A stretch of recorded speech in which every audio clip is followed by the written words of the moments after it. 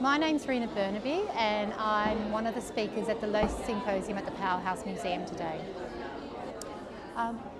Our work is called Garden Party, and like most of our work, it's perforated aluminium which has been computer turret punched by a very large machine basically.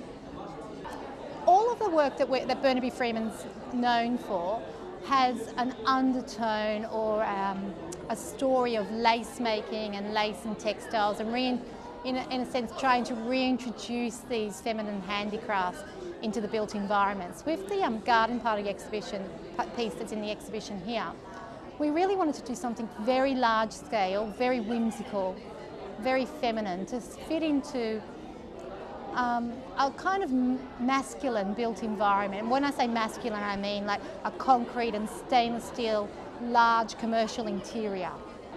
One of the underpinnings of all our work is this real juxtaposition we have by using a hard, cold material like sheet metal, aluminium, and then putting on these materials, these real feminine, subtle forms, and we really like to play that up, and that's why we didn't do something that was maybe a bit safer. We did these, enormous, large flowers in bright colours, because we really want to put it right in your face and put it right out there that these are using masculine machinery and it's in a masculine setting, but they're just so feminine.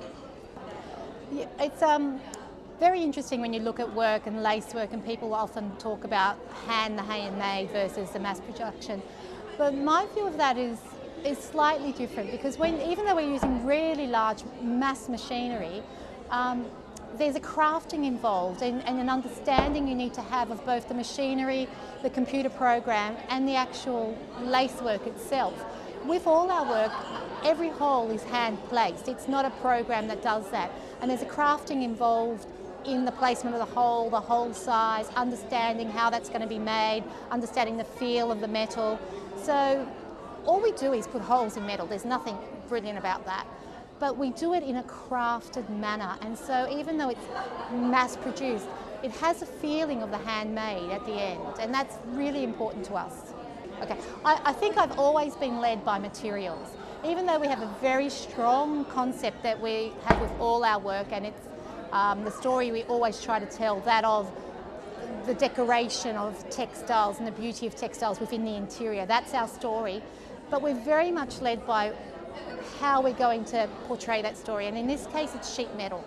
So we can't just do a drawing and put it on sheet metal. We need to know everything about the production. We need to know how it comes off the roll, how it's punched, how it's finished, and so the material leads us, because unless you work with the material, you can't make something that's very clever.